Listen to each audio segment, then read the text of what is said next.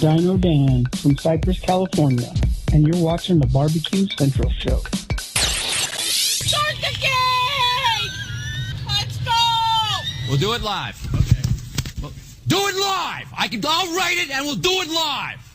So to get that perfect barbecue, you use wood. Are you sure it's safe? Whatever. We put the lighter fluid on, strike your match, and... Oh! Should we call the fire department? That might be a good idea.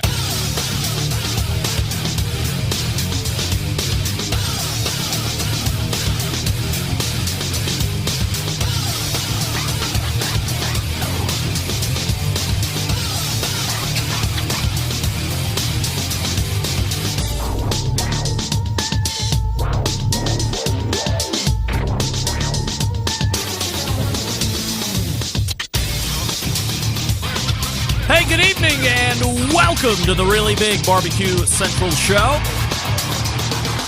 This is a show that talks about all things important to the world of barbecue and grilling, originating from the Rock and Roll Hall of Fame city of Cleveland, Ohio, the barbecue capital and social distancing capital of the North Coast. I screwed that up again, second week in a row. I tried real hard. I'm your program host, Greg Rippey. Happy to have you aboard. If this is the week you are pent up enough to lob a phone call into the show, or you want to email the show and weigh in that way, here's how you do it. You can get in touch with the show by calling 216-220-0966. Email Greg at the BBQCentralShow.com. On the Twitter and Instagrams at BBQ Central Show. Everything else you want to find out about the show can be found at the main website, thebbqcentralshow.com. And here's what's happening coming up in about 12 to 13 minutes from now. It's the first Tuesday of a new month, and we are in it, right? We're knee-deep in May, and that means a visit from the creator of How to Barbecue Right, Malcolm Reed, will be joining us shortly. Plenty to talk about Malcolm with, not the least of which is Malcolm, aside from being a YouTube maven, at heart, he is a competitor's competitor, and May is synonymous with Memphis. Put them together, you have Memphis in May, except there's no Memphis in May at the moment. That has been postponed. Competitions for months now have been postponed, so we'll talk to Malcolm about how he has been navigating through the non-competition waters, obviously probably trapped at home like he was last month, but that could also lead to pumping out content. So there's recipes that we're going to be talking about as well, and that's Malcolm Reed coming up in about 12 minutes from now. Then we will move to 35 past the hour, and I will retain the services of what many consider to be the most prolific competition cook to ever grace the competition stage. It's probably been over a year since he's been on this show. He's the pitmaster of Iowa Smokey D's, also the owner of Smokey D's restaurant out there in Iowa. Darren Worth will be joining us to close out the first hour, so looking forward to catching up with Darren. Then we'll move into the second hour. Now, we do have a normal first Tuesday of the month guest in the second hour, but before we get to him, we are going to do it. We're going to get back into the results portion of the American Idol Barbecue Central Show edition. You would recall last week that we sang our hearts out. Myself, Doug Scheiding, Texas Embedded correspondent, and Jeff Rice, or Ricer, the Wisconsin Embedded correspondent. Doug sang the 80s smash hit, Jesse's Girl, by Rick Springfield. Jeff Rice sang maybe late to mid-70s smash hit, In the Ghetto by Elvis. And I closed out the show by singing late 80s smash hit, Terrence Trent D'Arby's Wishing Well. The votes have been tallied, and at the top of the second hour, I will tell you who is being booted off the show, and that will leave only the final two.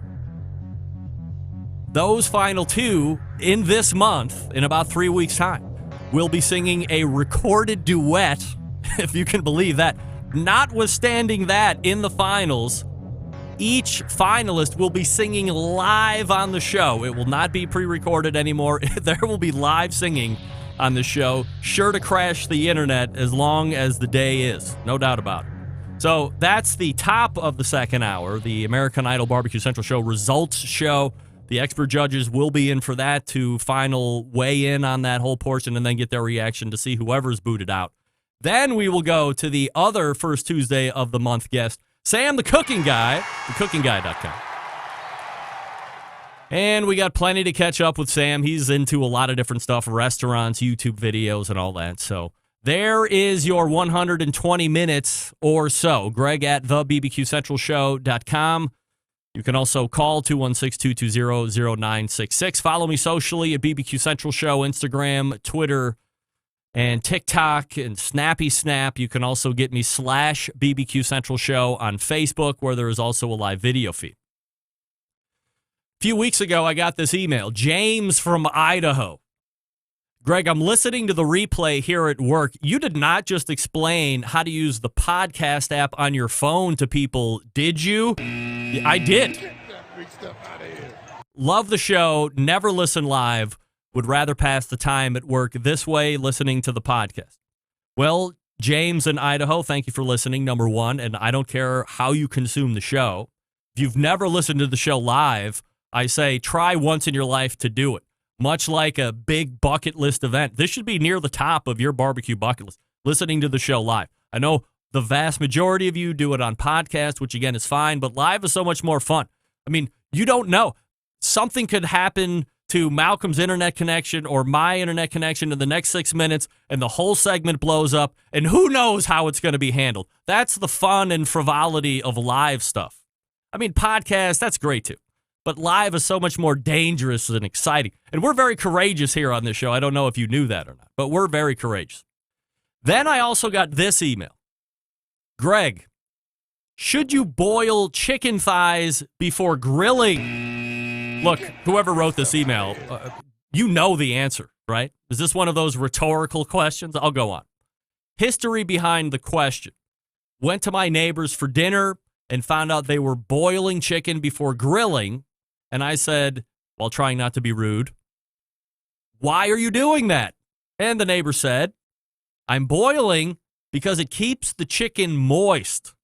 I ate the chicken. It was dry, but said it was good. Again, to be polite, I feel I have to say something, and I need your help to teach the proper way of stopping the boiling of meat. Her name is Shannon, if you want to address her formally in your answer. Thank you, big fan, Buzz Sawyer. Buzz, I think you want me to address Shannon, so I will do it right now. Shannon, is this thing on? Shannon, my pal Buzz dropped me a line, and he didn't have the balls to sit there and tell you that your chicken thighs sucked, and he was being really nice and telling you that they were okay. Wink, wink. His biggest issue with your crappy chicken thighs is the fact that you boiled them first.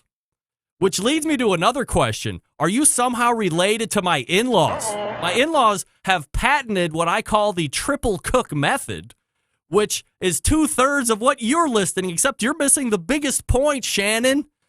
You parboil first, but when my in-laws parboil, the chicken's already cooked. I mean, it looks like crap, but it's already cooked. Then it goes from the water to the grill to get that grill flavor, and where they slap on that Kraft barbecue sauce and burn it on. And then it comes off the grill and goes into the microwave just to make sure that it's done. The triple cook method. So, Buzz, while you're worried about your homegirl Shannon doing the worst things possible to chicken, and I'm not even going to argue that you're being a bad neighbor. I mean, certainly there's better ways of going about being a little bit more subtle. Like, hey, Shannon, even though your chicken is some of the worst shit I've ever eaten in my life, I want to turn you on to a couple YouTube channels like my friend Malcolm Reed, or maybe you should listen to this Barbecue Central Show podcast, and they might give you a little bit more of a concept on how to take your chicken game to the next level. So the next time you have me over, I'm not writing in to this bag host and having him bash you on his internet radio show. That's probably a better idea, Buzz. But sometimes direct is better. If she is staunch in her ways, if she truly believes that parboiling the food is keeping it moist, that's going to be a hard habit to break. I would venture a guess, Buzz, that Shannon is also the person that likes her steak well done. These are very hard things to break. Very hard things to break. Trust me. I'm from an in-law family that loved well-done steak, that loved absolutely hammered chicken for safety purposes. They were worried about that stuff. But we don't have to worry about that. And by the way, when you parboil anything, you're taking the fat right out of it. You're taking all the flavor out. We'll talk to Malcolm about parboiling. See what his thoughts are. Don't just take it from me, some snot-nosed punk who doesn't know what he's talking about and just jabbers into a highly expensive microphone. We'll talk to the pros coming up in just a few minutes. Before we get to Malcolm, let me talk to you quickly about Southside Market and Barbecue. Established in 1882, Southside is the oldest barbecue joint in Texas. They've been owned and operated by the same family going on 3 generations now, if you can believe it. Famous for the original beef sausage. It's coarse ground in a natural pork casing. And they're also known for the authentic Central Texas barbecue. All meats, including the prime briskets, slow smoked for many hours over real Texas post oak wood. They ship nationwide via the online store, southsidemarket.com. Shipping customers can choose to order now and ship later, include a custom gift note, and mail to multiple addresses without additional charges. All shipped items are vacuum sealed to ensure freshness and ease of preparation for the customer. Those meats are processed in that on-site USDA-inspected facility. Now, they have 2 restaurants as well, so if you want to eat, if you just don't want to buy, if you want to eat, actually, I believe it's 3 restaurants now. Elgin, Texas since 1882, Bastrop since 2014, and I believe recently is it San Antonio now? Maybe it's Austin. I'll have to double check. At least 2. I know there's a 3rd one too, by the way. Grocery distribution through Texas and many surrounding states as well. 10% off coupon code when you're ordering online. At checkout, use code BBQ Central. That's BBQ CENTRAL, all one word and lowercase. BBQ Central gets you 10% off your entire online order. Once again, that website is southsidemarket.com. All right, we are back with Malcolm Reed from How to Barbecue Right and the pitmaster of Killer Hogs competition team. Stick around, we'll be right back.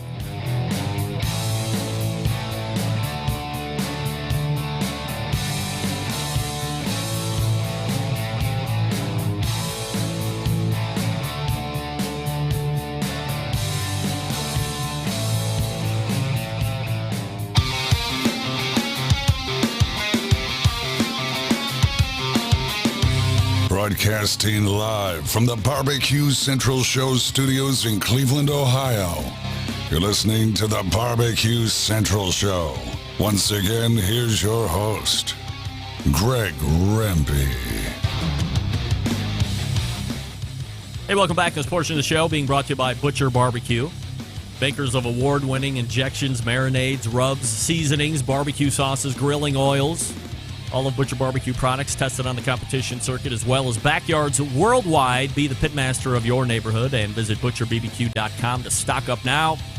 Always trust your butcher. By the way, if you were wondering where the latest Butcher Barbecue podcast was, I believe it's out now, but Dave's computer was struck by lightning. So he actually had to get a new computer.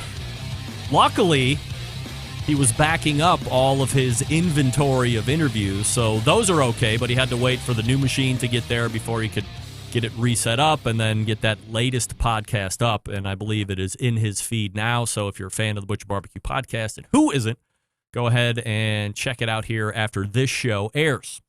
All right, joining me now is the first Tuesday of the month regular guest, the pitmaster of Killer Hogs Barbecue, none other than friend of the show, Malcolm Reed. Hey, Malcolm, how are you?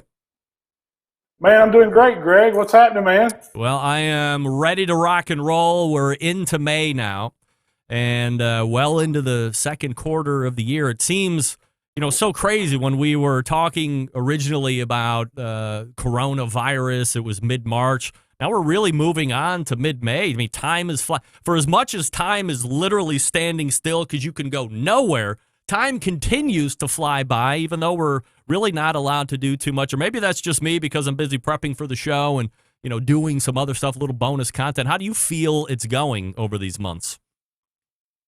Well, I mean, when we look back at it, it was 7 or 8 weeks. I've been quarantined here at the house since mid-March, and it's it's been a blur for us because we have been just cranking out cooking videos and it seems like it's like Groundhog Day. Every day you get up and you're just repeating the same thing, but time's flying by. We're into May already. I should be getting ready to load in at Memphis in May this weekend, but here I am just doing another video.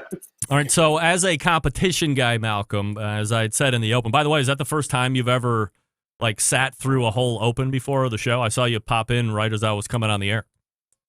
Oh, I loved it, man. I was rocking the bumper music and everything. I wrote a few songs to some of it. Yeah, great. Got some lyrics. All right, we'll preview those. Maybe you can be the lead-in for end of the month for American Idol Barbecue Central show version.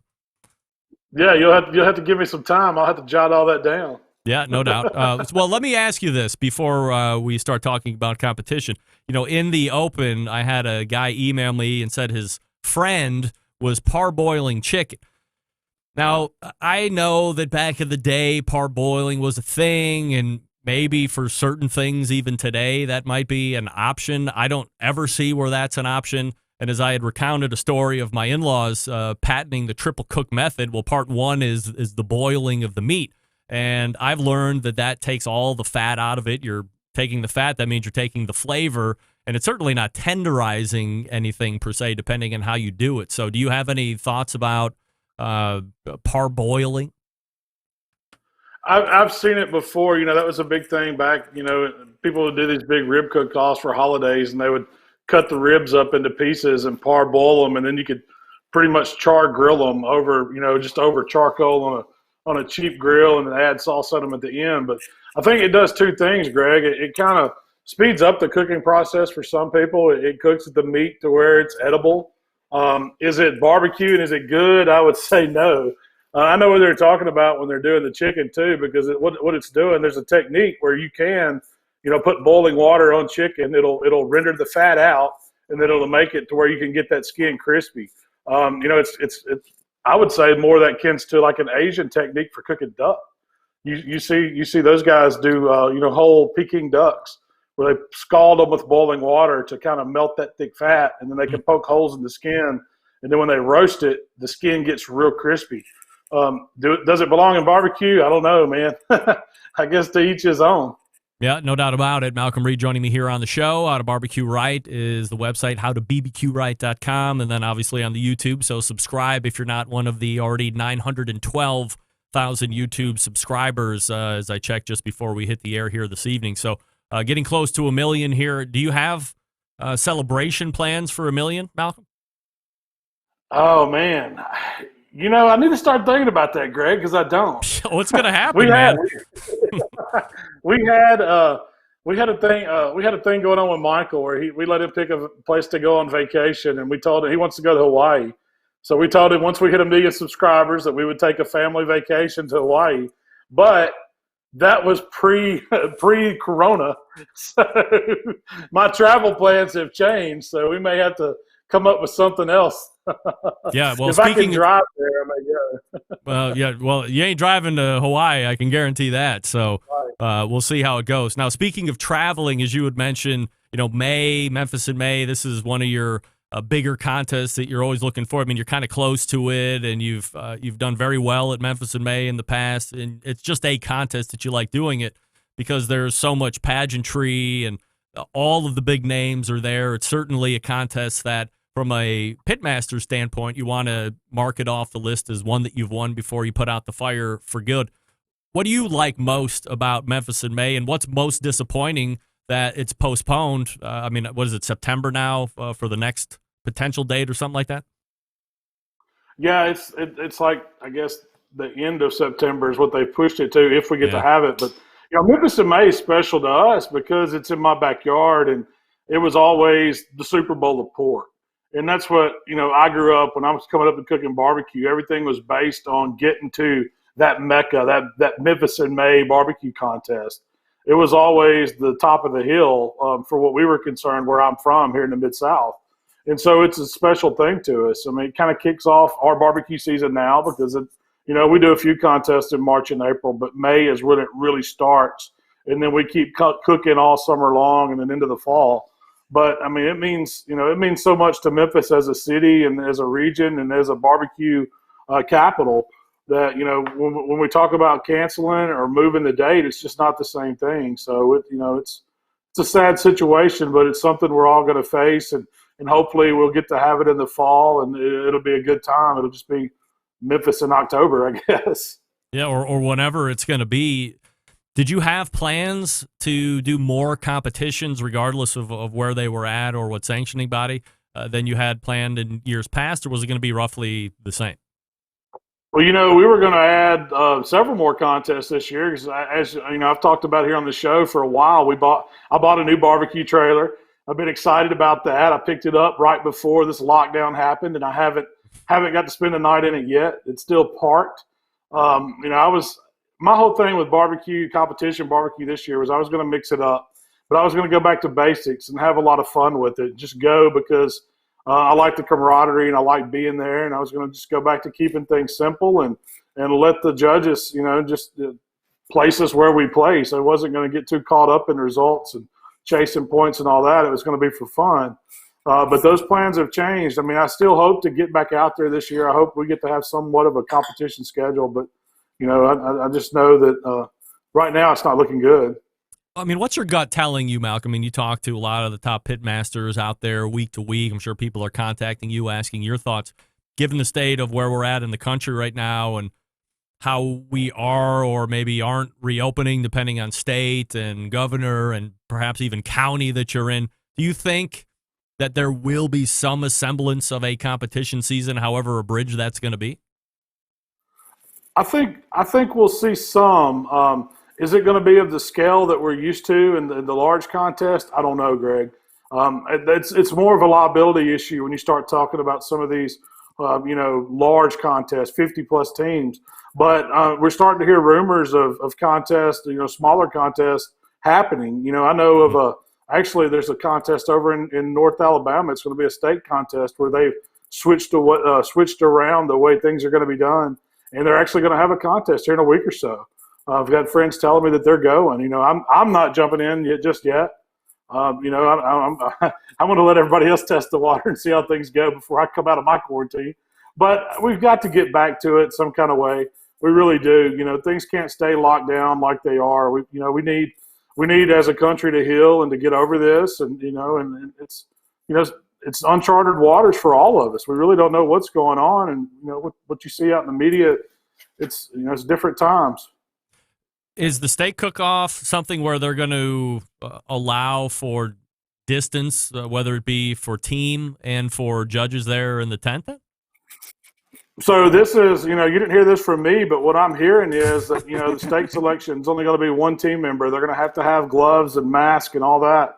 They're going to do the I guess the whole cooks meeting from a megaphone, and everybody's going to stay in their own site, separated out. And I don't know how they're going to do turn-ins and awards and stuff, but there's ways that we can get back to somewhat of normal, a normalcy to everything we're doing. We're just going to have to change, and I think you will see a lot of change.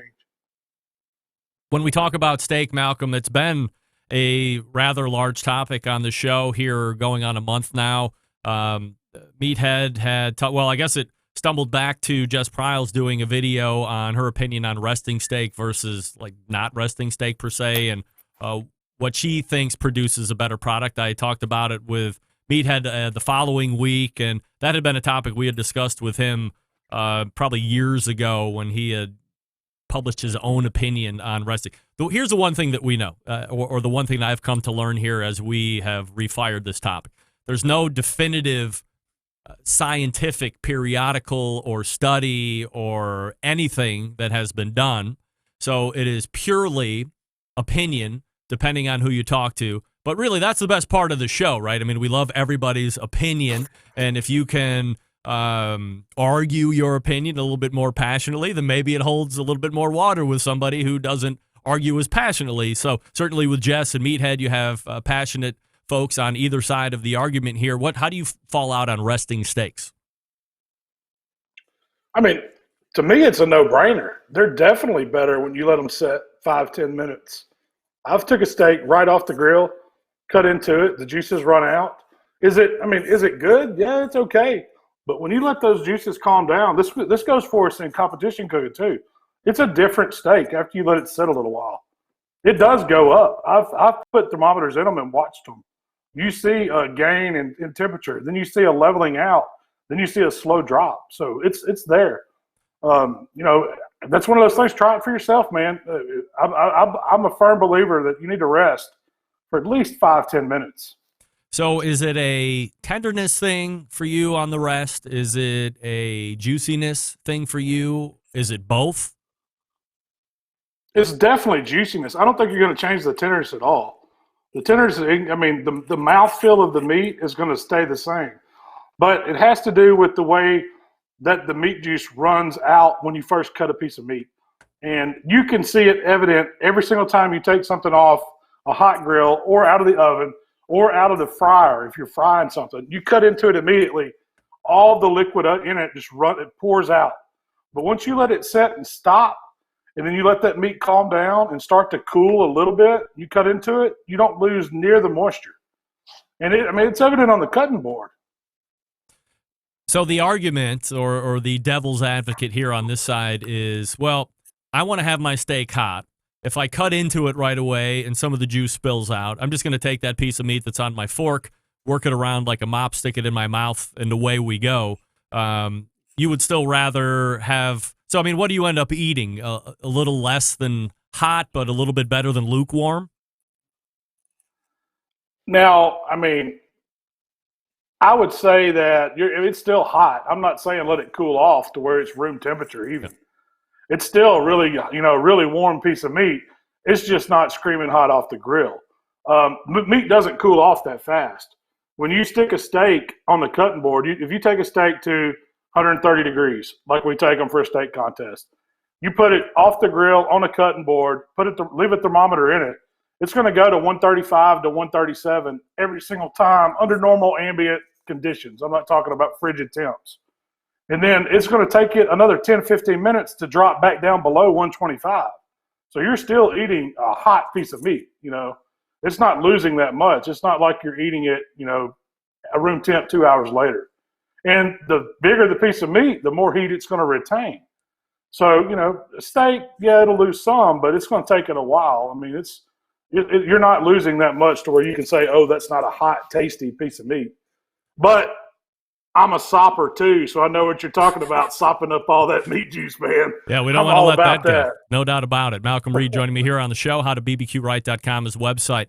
Malcolm, let's change it up here just a little bit. One of the things that I wanted to talk about, and a lot of the folks that are in here, even if it's an intermediate, obviously through expert, everybody's done pork butts or pulled pork. I know that was something that you've just recently done in one of the past videos here over the last week or so. But for the folks that are just coming in, finding the show, maybe they're just finding your channel or they're finding us both at the same time. Who knows how they find us anymore. Pulled pork is really a barbecue classic, but it's really a simple dish.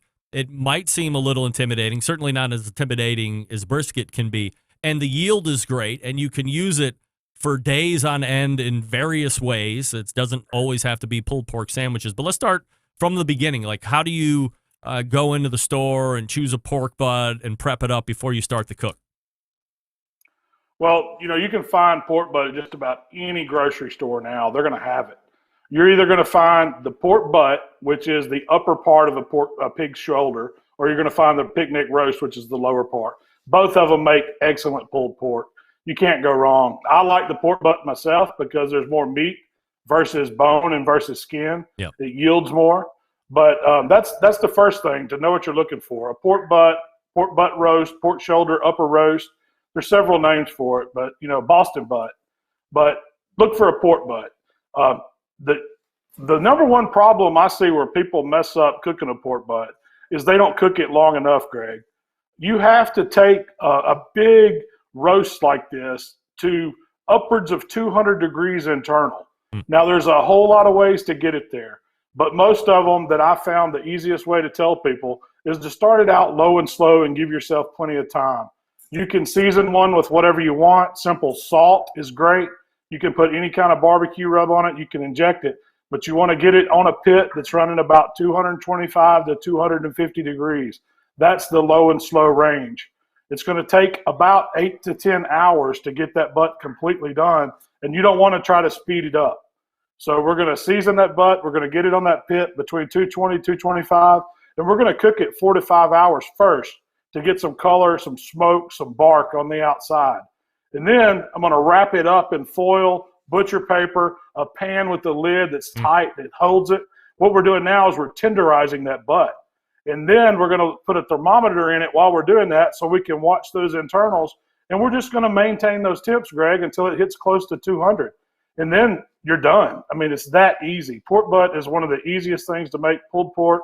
Everybody should know how to do it. It's very basic, and it's very good. How do you like to do a classic pulled pork sandwich? What goes on yours? Where I'm from, you got to have pulled, not chopped, pork. You got to pull it by hand. You need a good jumbo bun. You need a coleslaw. You need some barbecue sauce, and that's it. That's all you need. Is it a vinegar slaw? I like a vinegar sauce. All I'm right. a vinegar sauce man. Yep. That's kind of the way I like it. If you like a traditional, sweet Kansas City style sauce or whatever, that's fine. But that gets drizzled on the pork. The coleslaw goes on top, and I'm talking a creamy coleslaw. Yep. And then the top bun, and it's just simple perfection, man. I don't know how plenty of years had gone by where I wouldn't even feature coleslaw ever. And it would be on, family picnics just as a side. And I was like, ugh. We never had barbecue where I was from. And then when I started getting into it, I went to a restaurant and they didn't even ask. It was just pulled pork, boom, coleslaw was on there. And I was like, oh shit, what am I going to do? I don't want to tell the guy I don't want it. So I ate it, and it was like a life-changing event for me. Ever since then, it's always been creamy coleslaw on top of pulled pork, my own homemade barbecue sauce, which floats somewhere between vinegar and Kansas City. It's certainly thinner than a traditional Kansas City and not nearly as sweet. I like a little bit more vinegar, but I agree. And then, the next day it's carnita tacos, and then the next day it's heart attack baked potatoes, as I call it, where you put pulled pork on top of baked potato, maybe some barbecue sauce, cheese, sour cream. It's just an endless amount of things that you can do. Oh, by the way, you can freeze it and keep it for the next time too, right? Man, it's versatile. It does freeze well. Pulled pork reheats very well. You can keep it in a Ziploc bag and reheat it in that Ziploc bag, and it's almost as good as the day you cooked it. And Greg, if you haven't tried barbecue spaghetti, I know you mentioned a lot of different dishes with it, yes. But barbecue spaghetti with pulled pork is amazing, man. It's a Memphis thing.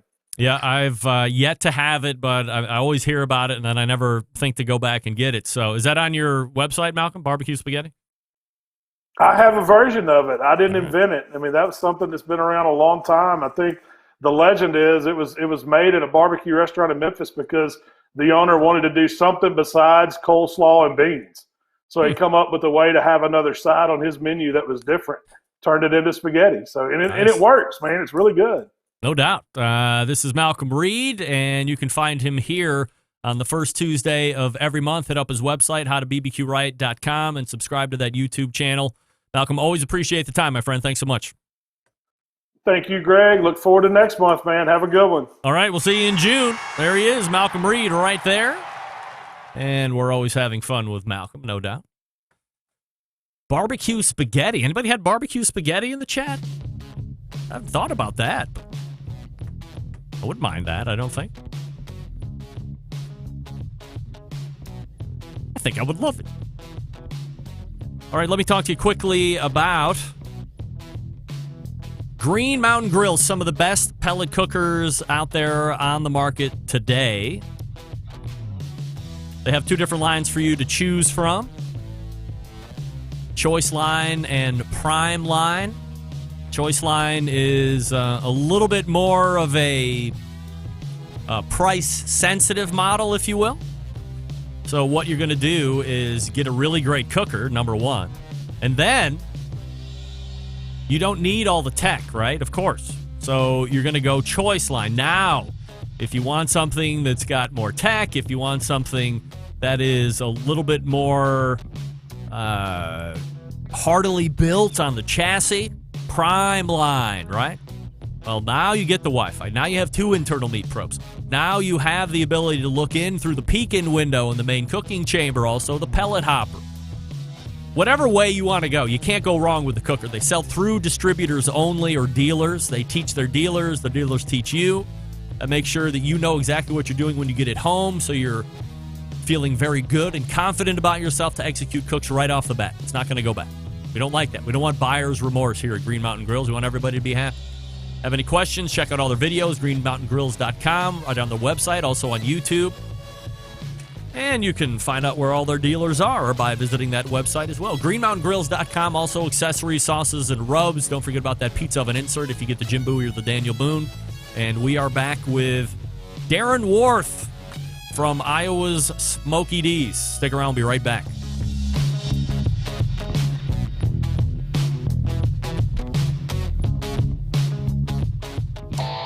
Howard Stern, Jim Rome, Dan Patrick, and Greg Rempe. The Mountain Rushmore of talk show entertainment. Now, let's get back to the Barbecue Central Show. And this portion of the show being brought to you by CookinPellets.com. Speaking of a pellet-driven cooker like GMG, if you're not going to buy their pellets, buy Cookin' Pellets. COOKIN, CookinPellets.com, your number one source for quality wood pellets for all of your pellet-driven cookers. You can buy, of course, from CookinPellets.com, or if you would rather, Amazon.com is buying as well. Or selling, I should say. My next guest, a successful barbecue restaurant owner, and aside from Memphis in May, has won all of the major barbecue contests available. Today, we head to the hotline and welcome in a guy who is working like no other, the pitmaster of Iowa Smoky D's, owner of Smoky D's Restaurant, Darren Worth. Hey, Darren. Hey, how's it going, Greg? Well, I am doing fine. And how is one Darren Worth struggling through this time of where you are probably busier than you've been in recent memory, right? I've been busier. I tell you what, I told somebody today I'd rather open 4 restaurants at once than go through what we go through on a daily basis. So take us a day in the life of what it's like for you guys right now. Well, it starts out early. We kind of laid off a lot of staff, so we're running with about a staff of 30. So, my day starts off at 4:30 in the morning, and I head to the restaurant by 5:30, and I'm putting ribs on the smoker, and I'm doing whatever I can to help prep in the kitchen to get started off. And now most of my time, we just implemented a new POS system. Point of sale system in the restaurant yesterday. We went live, which a great time to do it, but it had to get done. So it's just crazy. It's just all day long I feel like I'm a consultant to my own business, just looking at processes and constantly trying to figure out how to make it more efficient and easier for the employees and better for the customers. Are you seeing any of this meat shortage that we were warned about a week ago? They were saying by the end of this past week that we were going to be seeing meat shortages. Is it affecting you at all? Well, it's not really affecting me. I've heard a little bit. People are talking about it. We've got some pretty good partners that we've locked into some contracts with. So, we're pretty protected at this point, and they've made some nice moves for us. They'll say, hey, there's, 50 cases of pork coming in on Tuesday, put in an order for 25 of those on Monday afternoon. And so then it comes through. So they've really taken care of us on that side. We've moved, some of it's not what we want. We've, briskets we've had to move, and we cook brisket flats and points, and we've been cooking frozen brisket points for a long time. And about 2 months ago, we had to go to brisket frozen flats, but, we're able to thaw them out, but we're getting a nice quality, upper choice or even prime a lot of time flat coming through, and we've been able to hold the price steady, unlike some people that are not tied in or don't have any contracts, I mean, they're seeing those prices go through the roof. We're kind of, we're still paying the same that we were paying 2 or 3 months ago. So we're in pretty good shape there. Pork's went up a little bit. But overall, beef and ribs were locked in. So we've been in pretty good shape. From a revenues perspective, I'm not looking for anything specific, obviously, but how has the last couple of months compared to a traditional, month or two, depending on whatever time of the year we're at Smokey D's restaurant? Well, I mean, we're running about 50% of our normal revenue volume. Now, 50%, understanding that normally 30% of that business is catering that's going out the back door. So, I mean, relatively well, we're actually killing it when it comes to pickup. The only problem that we have is we can process it down our line fast enough. We just can't get it expedited out to the customer fast enough without gathering a big crowd. So that's what we're constantly trying to get more efficient in how we get. I mean, we're turning away business every single day, and we're lucky that we're that way. But, chances are if you call at 5:30 at night, you're not going to be able to, and call in an order. We're sold out for the rest of the day. I mean, you can still walk in and you might wait 20, 30 minutes to get it done, but we're filling everything in time slots, we're trying to process 7 or 8 orders every 15 minutes, and then we're trying to add on 5 or 6 walk-ins on top of that. So, we're churning out an order at least once every minute, if not more. Wow. Darren Worth from Iowa Smokey D's joining me here on the show. Smokey D's BBQ.com is the website. If you're up in that neck of the woods and you want to put in a time slot order, do that. Why not? Help out Darren and everybody over there as we get through this time. Outside of the business, Darren, how's grandparenting life treating you? Oh, man, there is. Everybody always told me it would change my life, and I kind of discounted that a little bit. You talk about change your life. I mean, just crazy, and we've been so busy at the restaurant. I really only get to see the guy, maybe once a week, maybe twice if I'm lucky. Actually, tomorrow morning, I haven't seen him all week long, and tomorrow morning's I'm going to go to breakfast, sneak out for breakfast at 7 a.m. and go take breakfast to my daughter and get to spend a half hour with him tomorrow morning. So kind of excited about that. It just brings a fresh joy to our life that nothing else matters. No matter how bad your day goes, when you see the picture of the old Griffin, man, it just brings you right back. For me, it's weird because, I'm sure you're not marking time like I would like to think everybody does, but you've been coming on this show at least for 11 years. And I remember when we did the big brisket roundtable with you and Rod, Steve Farron, when you guys were all chasing Team of the Year back then.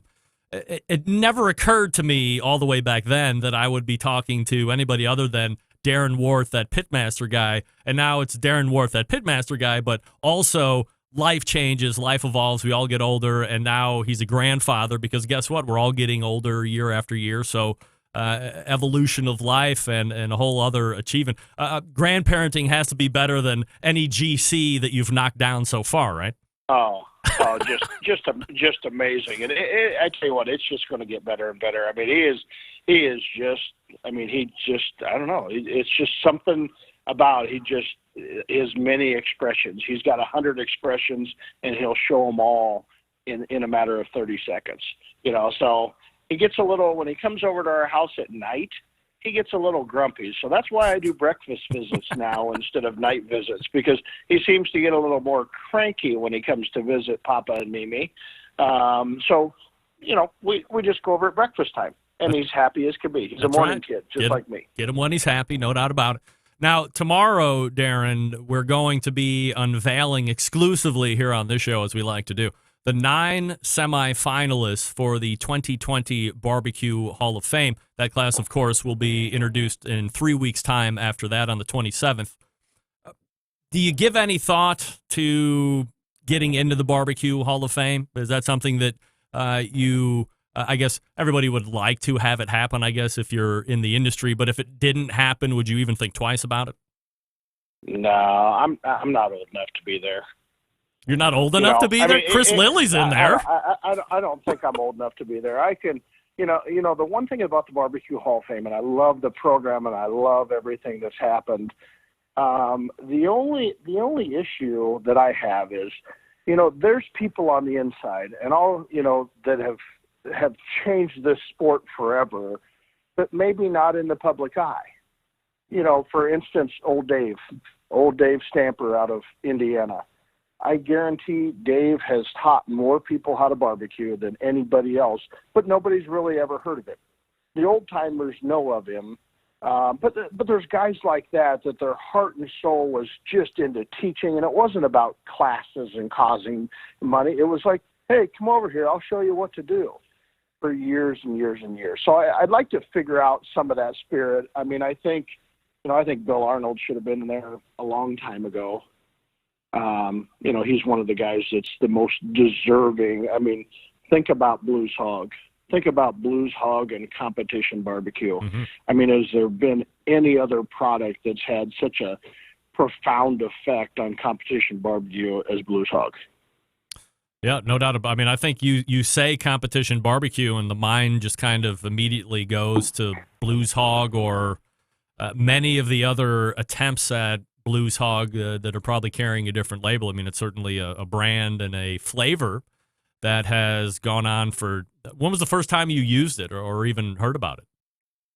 Oh, I mean, it was years ago. I mean, Bill Arnold used to deliver it to me in the back of his truck, and it was funny. He would show up and he'd run these routes, and he'd stop up here at TNT Landscaping, Hog Eyes Barbecue in Ankeny, and he'd show up and the cases would be all wet in the back of his truck from raining, and he was making that sauce in his kitchen, and he would make it specially for us, even as early as 2003, 2004. We weren't getting something that was made in a factory. We were getting something that was made in Bill's kitchen. And that happened for years, until it got so popular and things. So, been around a long time. There's things like that, like Smoking Guns Barbecue. Phil was a great mentor of mine. He's another one that should be on that list about how he's changed. He was my original mentor in the restaurant business and in the competition world. So, Phil and I are truly good friends and usually talk at least every other week, if not via text, about what's going on. So, well, those seem to be the pinnacle products. Or it was Smoking Guns Hot. It was Blues Hog. I think Simmer Doc was in there as well. Like those were the pioneers, right? Yeah, Head Country as well. Yep. Head Country. Yeah, I always tell people, today's rubs.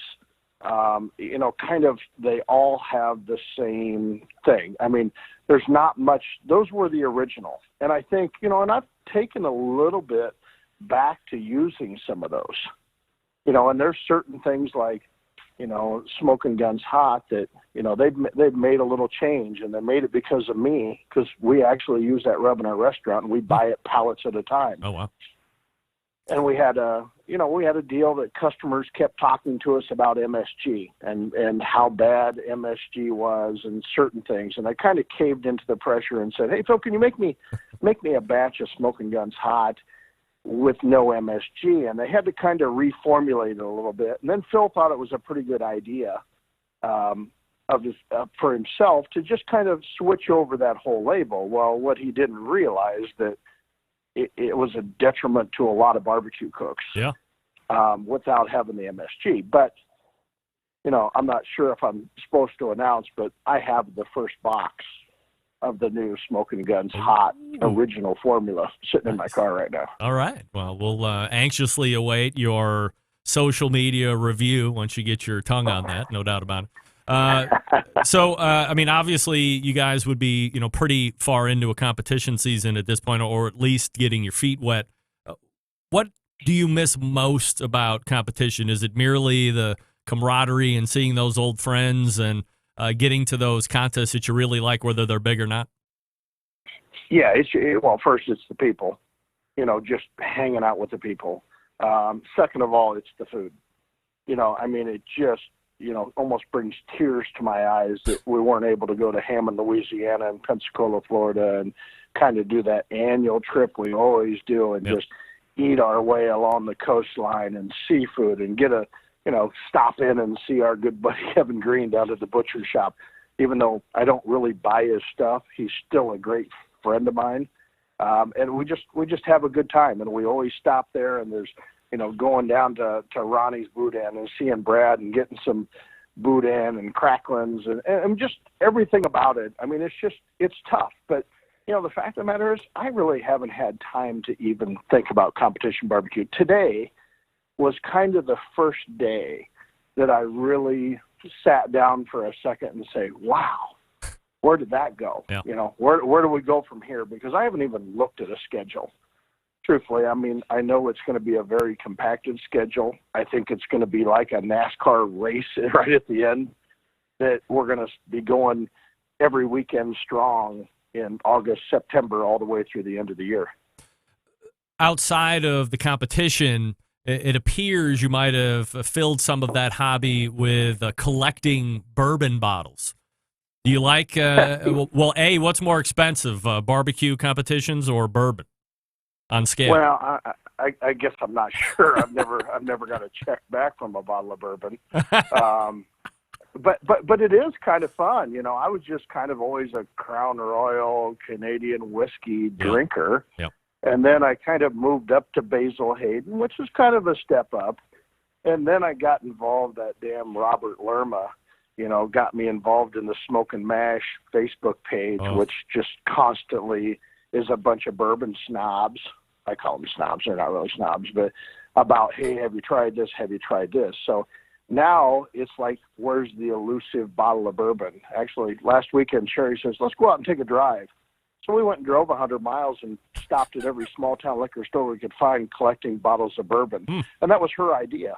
But I just love to get a new bottle and get it home. And, once a night I'll try and crack one, a different bottle every night and try it and say, wow, that's good. And if it's really good, then the next night I might go back to it. But, yeah, this is not good on my liver, this COVID thing. I've never drank at home. Well, my now I kind of have to do it once or twice a night. Yeah. Well, I mean, you got to keep the palate sharp. From a collections standpoint, you're not going out. It's not like baseball cards. You're going to at least open every single one that you get and try it, or not necessarily. Oh yeah. No, whiskey's for drinking, bourbon's for drinking. So I mean, there's certain things. I've got a $600 bottle of bourbon in there, and Jeff Vanderlinde was down. This is before this all happened, and so we were supposed to save it for a special occasion until we got drunk. He says, "Open that bottle up," and I said, "Okay, let's do it, whatever." And so now every once in a while I go back and have a little nip of it. But other than that, it's just fun. I opened a new bottle tonight, just having me a Rittenhouse Rye Old Fashioned. Yep. What's old fashioned? Well, so here's what I would suggest. Well, let me ask. I don't want to nerd out because I don't really drink anymore. Have you ever had a Sazerac? I have not. I've seen that. I've passed over that bottle 10 times. Well, okay, so there's Sazerac bourbon, but then there is a drink called the Sazerac, and the Sazerac is widely reputed to be the first cocktail ever invented in the country. And I believe cocktail is defined as any combination of water, sugar, and spirits and bitters. So if you don't like the black licorice flavor, then I would say Sazerac is going to be a loser. But it's almost like you're making an old-fashioned, except you are using some of that. Now I'm going to forget what the hell that stuff. What's the stuff that was supposed to make you blind and it was outlawed forever? Wormwood stuff. What the hell do you call that stuff? God, I don't know. Evidently, I wasn't interested. Yeah, it was going to make me blind. It sounds really bad, but I can't think of it right off. Oh, absinthe is the name of it. That's right. Thanks, Doc. So you just kind of never heard of it. So you build it. Typically, except you're using Peychaud bitters instead of Angostura bitters, you're going to use a rye whiskey instead of your rye bourbon instead of your traditional bourbon. And then, the sugar cubes as well. But then you rinse the glass with this absinthe, and that's what gives it a little bit of that black licorice flavor. And then finish it with a twist of lime and float it on the top, served neat.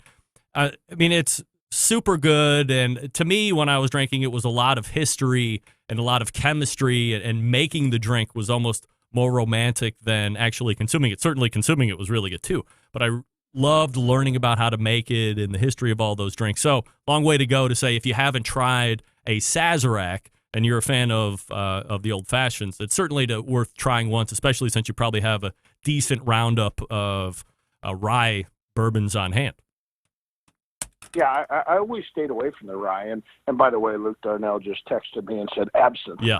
You know, so he's listening out there. Hey, good. Thanks Hi, for Luke. the sauce recipe for the nice pork chop. But yeah. So anyway, yeah, we're into anything. Usually, I mean, what's crazy is I never liked anything sweet in a drink. So my drink was whiskey or bourbon on the rocks. Yep. That was it. You know, and now I started making these old fashions, and I know I don't make them necessarily the way the purists do, you know, because I put my own little spin. So instead of using a sugar cube or the amateurs put simple syrup in, I actually make my own brown sugar simple syrup. Look at you. Just a little twist off the barbecue circuit. That's Always right. got brown sugar around. Right. Never have, and I can't afford a muddler. I'm not even sure where you find one of those. So, you know, I'm not that fancy. But I do flame my orange peels. I'm not sure if that makes me. Yeah, look, that borders you on nerd, because that's heating up the peel and allows you to express even more essential oils out, really bringing out that flavor. So you're not too much of a rube there, Darren. I mean, you are bordering on nerd, no doubt about it. Darren Worth joining me here on the show. He is at iowasmokeydees.com and anxiously awaiting the start of the competition season, whenever that might start. Darren, always appreciate the time, my friend. Continued success. I know you got an early bell, so I appreciate you spending a couple minutes. Hey, sounds good. Always enjoy, Greg. All right, thanks, Darren. There he is. Darren Worth from Iowa Smoky D's, right there.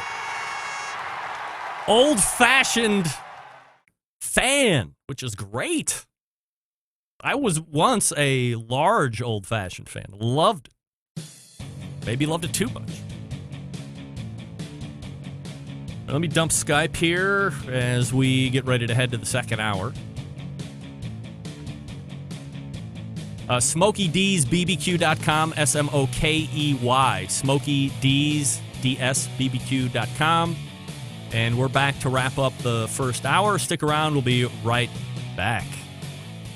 Continuing to produce incredibly mediocre content in an exceptionally professional way. You're listening and watching the Barbecue Central Show. Once again, here's your host, Greg Rampey.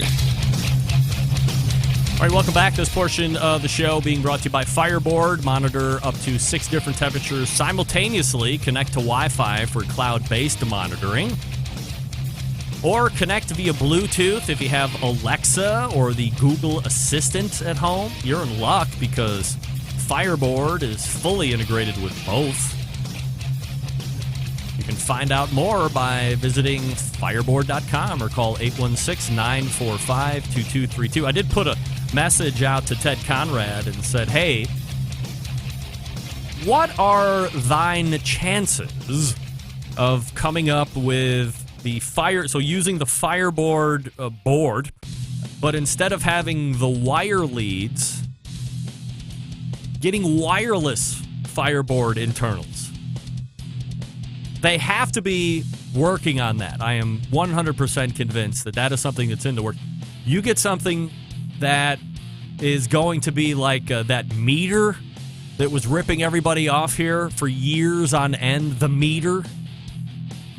If Fireboard could come out with something like that uses their existing board, now we have, I mean, the Fireboard is already a knockout, but you come up with wireless probes for that Fireboard, we are on board now.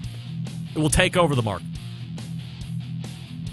All right, we are getting ready to wrap up hour number 1. We'll go to hour number 2 here in just a second, where, of course, we'll be leading off with the American Idol results, Barbecue Central Show edition.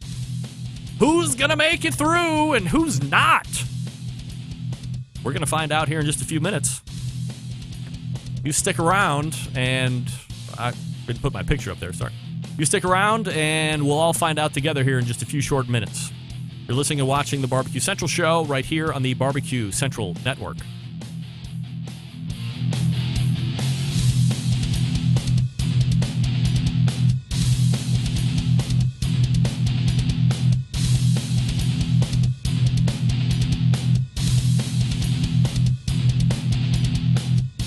Hello, this is Jenny Bell from Clarington, Ohio, and I'm listening to Barbecue Central.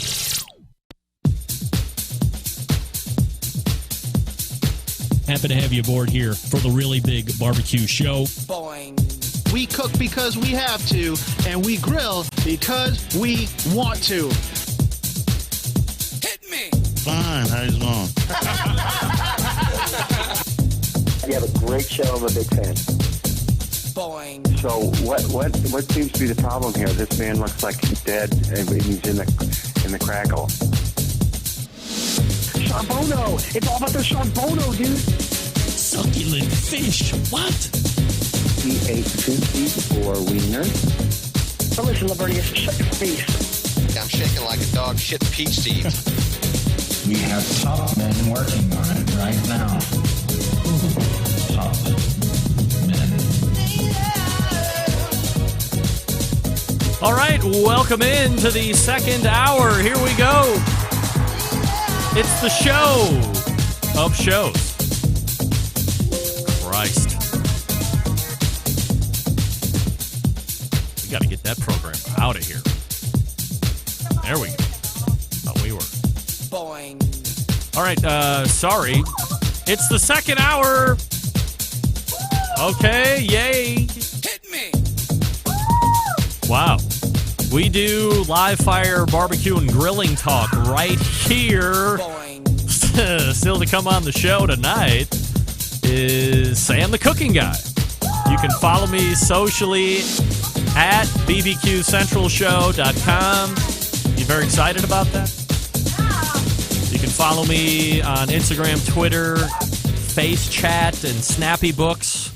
All over there, /BBQ Central Show. If you want to, coming up on the best moments of the Barbecue Central Show in 10 minutes or less, episode... Whoa. You know what? I'm not ready to even talk about that. Can't do it. Can't do it! Get that big stuff out of here. Sorry. Can't do that, but that's all right. All right, let me get this ready as we welcome you back in for the American Idol review show. Let me see. How can I get them up here? Let me cut here, and then let me go here.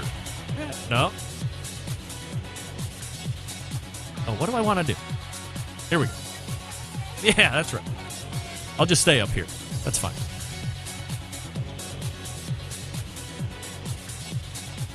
It's time for the review show. Here we go. Oh, man, I can't wait. The reveal, the big reveal. It's coming. It's coming very soon. Expert judges are here and ready to roll. Let me go ahead and get them up. Hey, ladies. Hi. Hey. All right, so I'm here. Bobby, say hi. Hi. There's Bobby. Maddie, say hi. Hi. And Willis, say hi. Hi. All Sam right. the Cooking Guy, please invite me over for dinner. All right, already shout-outs for Sam the Cooking Guy. Here we go. I'm not even in it. All right, are you ready to learn who makes it through Yes. Yeah. in 3 weeks' time at the Now. end of May? All Right now. Yes. Well, first of all, let me tell you this. Let's do it live. There were 213 unique votes. Wow. That's a lot. Breaking all kinds of records. I can't believe it. The first person that is safe this evening that will be singing in 3 weeks' time in the final of Barbecue Central Show's American Idol. Don't do that, Bob. Drum roll. We can hear that. I got one right Point. here. Oh, this is better. Will be Jeff Rice, Cartman. All right, so let's think back to a week ago. Maddie, what did you like about Jeff Rice as America has voted him through in the finals? I think it was the Cartman Cartman impression that Yeah. we all enjoyed in that song. Do you think that pulled through America as well? Yeah. All right. Willis? I have to say the same as Maddie. It definitely, I think that's what got all the votes. The Cartman? Now, here's the question, I guess. If he didn't have Cartman, would it have been better than Doug's? Yes. Yes. Would it have been better than mine? No. All right, well, we're not answering right away, so okay. Bobby, what did you like about Jeff? He did better than he did the first time. Does this sound okay? Can you hear me if I hold it here? I can hear you just fine. Yeah, it sounded better. And the Cartman was a good addition. He sounded better than he did the month before? Yeah. Okay. Also, moving on for the finals next month. Top vote getter, by the way. If you can believe it. Your humble host, Greg Rempe. Wow. Great job. So, in the finals, it will be Jeff Rice v. Greg Rempe. There will be a pre-recorded duet. I will announce what that is going to be. Are you ready? Yeah. Yes. The recorded duet. We're going country, save a horse, ride a cowboy by Big and Rich. How about that? OG. Never heard it. Not only will It's a it be good song. OG, but from initial concept, Jeff Rice will be Big Kenny, and I will be John Rich, which means I'm going to have to go well out of my range. So there's a very good chance I'm going to break halfway through that song. But that's all right. I'll try. And then, of course, we'll be singing live in the finals, and I don't know what song I'll be choosing as of yet. Any input from the judges on what song I should be singing, Bobby? Marley? No. Willis? Or, I'm sorry, Maddie? No. Oh, all Oh. All right. That song we played at dinner. I don't think so. Chief Keef. Absolutely not. Beef Chief. Chief Keef. Beef Chief. All right. That means not making it into the final round of 2 is the longest running Texas embedded correspondent, Doug Scheid. Oh, dear. That was harsh. All right, Douglas. Let's have it. What do we think? Oh, I think it went the way it should have. Like I said last week, I am so glad that I was accused of auto-tune, so that meant it was probably better than it was the week before. But I thought my production was a lot better last week. But no, I voted 1, 2, and 3 just like it turned out in the results. So. All right, so Doug, as someone who has had a long-standing relationship with the show and seen many shenanigans and tomfooleriness run through 120 minutes week after week, where does this rank in ridiculousness? This ranks very high in the ridiculous factor. So when I was at the Houston Rodeo competing at the barbecue contest, and I saw this coming across the chat, and I'm like, no, this isn't going to happen. And I totally ignored it for the first 2 weeks and wasn't planning on participating. And oh boy, in the end, it turned out to be a lot of fun. It actually was a lot of fun. All right, well, that's good. My fake it till you make it only took me so far, I guess. Well, I mean, it's good to have a mantra, fake it till you make it. That is like the mantra that will be known for Barbecue Central's American Idol. Girls, can you give Doug any further feedback as we start to wane out of this segment? I believe you tried your hardest, and that if there's a next season... If there's a next season? What are you talking about? There's going to be a next season. Well... If you're on it, I believe that you can go farther. All right. Maddie, your thoughts for Doug as we start to wrap up? Yeah, I think if you just keep practicing for the new season, you'll do better than you did now. All right. And I've got a year. I've got a whole year. Not to say the same as them. If you keep practicing, you'll get farther the next season. All right. Well, so Doug, here's what we've come to learn. Much like competition barbecue, practice, and you too can walk the stage potentially in a year's time. All right, sounds good. Thank you for the encouragement. All right. That is Doug Hello? Scheiding from Roe Hang Cooker on. and the longest-running Texas embedded correspondent right there. And so we'll go ahead. Doug, thank you again for participating, and we will talk to you in a couple of weeks. I'm so glad that I don't have to sing live. All right, get out of here. Yeah, we're crying out loud. What's he talking about? I mean, there's going to be nothing better than singing live, I don't think. Would you like to sing live, ladies? No. No. Oh, no? No. All right. Are you looking forward to evaluating live singing in 3 weeks? Totally. Yes. All right. Well, good stuff. All right. Well, Doug is out. Probably no surprise to many folks. He was well out of the voting. It was mostly me, I would say, out of all 200 plus votes. I probably got 185 first place votes. And then Reiser got 10 or so, and then not even one for Doug. I think Doug got a second place and a handful of them, but there you go. So, semifinals is over. In 3 weeks, we move to the finals, baby. Yeah! Here we go. All right, guys. Thanks for coming in. Always. I live here. And that's right. You do live here. Got me on my bed. And I'm going to get ready to talk to YouTube maven Sam the Cooking Guy. Yes, invite me over for dinner. I'm not kidding. All right. I will tell Sam to invite you over for dinner. Thanks for stopping in. Always appreciate. Much appreciate.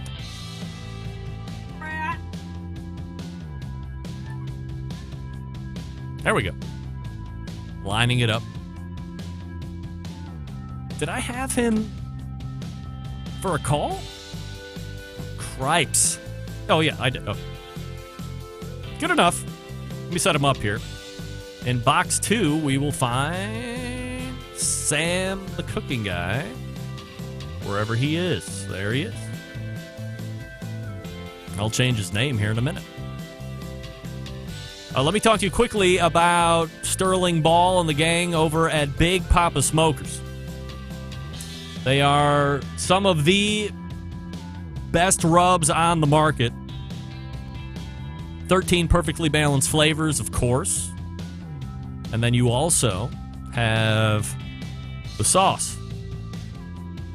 Granny's barbecue sauce, they own that. So if you're tired of what's existing out there right now in the barbecue space and you want to venture out, you want something that's a great base sauce, Granny's sauce. You want something that's great all on its own, Granny's sauce. Do you want some cookers as well? Yeah, of course you want some cookers. If you're looking for a smoker that's easy to use, check out the Mac 2-Star General Pellet Grill. Big Papa's is the only dealer online that sells Mac cookers. They even offer special packages. Nobody else can do that because they're the only ones. If you are a backyard enthusiast looking for a durable and versatile grill that's charcoal driven, how about the Old Hickory Ace BP? It's the only charcoal cooker that Big Papa trusts on his competition trail. If you're not exactly sure of which one you should get, call them 877-828-0727. That's 877-828-0727. Or shop their website, bigpapasmokers.com. That's BIGPOPPA smokers.com.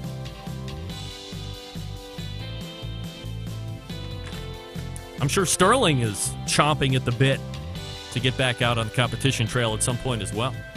And it sucks that Memphis in May is canceled. It's not happening this year. Triple sucks.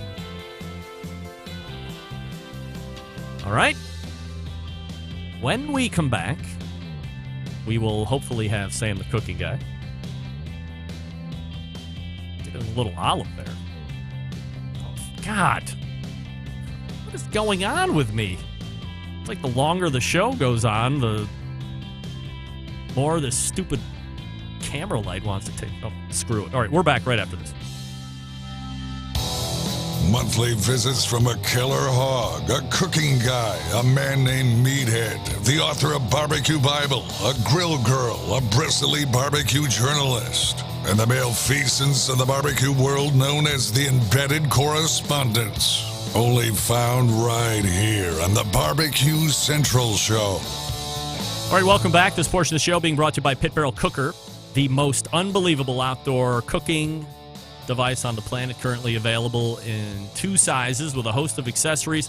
Whether you're a beginner or professional, it's definitely a cooker you want to add to the arsenal. Visit pitbarrelcooker.com and tell them the Barbecue Central Show sent you. I believe in 2 weeks we will get the full second hour with Noah and Amber Glanville as they release the Lifestyle Room in Pit Barrel Cooker headquarters in one of my favorite cities, Louisville, Kentucky. So look forward to that. Without any further ado, my second hour guest blows it up all over YouTube with approaching rapidly 2 million subscribers that eagerly watch his cooking videos. He does cooking classes, has written a number of books, won a bevy of Emmys, I believe 15, travels the world. Not recently, of course. But most importantly, someone who I love to talk food with on a monthly basis. So we race to the hotline. And welcome back, friend of the show, Sam the Cooking Guy. Hey, Sam. Greg, how are you, bro? I am absolutely fabulous. Appreciate you making time for the show, as always. And we are ready to rock and roll. It is, just getting towards sunset where you're at right now? I mean, it's a great backdrop. Yeah, we're probably 15, 20 minutes. Here's a better backdrop. Hang on. But that way was... Ooh, wow. Oh, yeah, there's the ocean. Sun, there's sun up there. We call that ocean here, Greg. Yeah, I call that the lake where I'm from, of course. Well, it's a big-ass lake. Yeah, well, it's... Just trying to organize myself with the sun, and Kelly's inside, and I was going to bother her. Oh, well, I always bother her, but... You say we love to talk food, and that's true, but I don't know if the listeners and or viewers know how regularly we chat. Because we talk pretty often. Yeah, we're good once a week, right? What? So here's the thing. So, I mean, I was going back. Okay. I'm glad you brought this up because I was going to forget about. Well, was I going to forget about this? No, I don't. So I'll say. I don't know. Later. Where are you tonight? Yeah. Well, I'm, in my basement, of course. All jokes will be coming at a heinous pace, I'm sure. But I mean, figuratively, we've known each other 8, 9 years, somewhere along those lines. And occasionally in the beginning we would like text here and there, and but the one thing what I found over these coronavirus months is we have been talking on the phone at least once a week. And in the beginning, there was a span where maybe we talked 3 or 4 times during the course of a week, and I got off the phone, and my oldest was like, "Who are you on the phone?" I'm like, "Sam." And she's like, "Sam who?" I said, "Sam, the cooking guy." And she's like, "Wow." And I was like, "What?" And she's like, "This coronavirus must really be slowing people down. You've never talked to Sam 3 times in a week in your life." The kids don't understand it. It's slowing everybody down.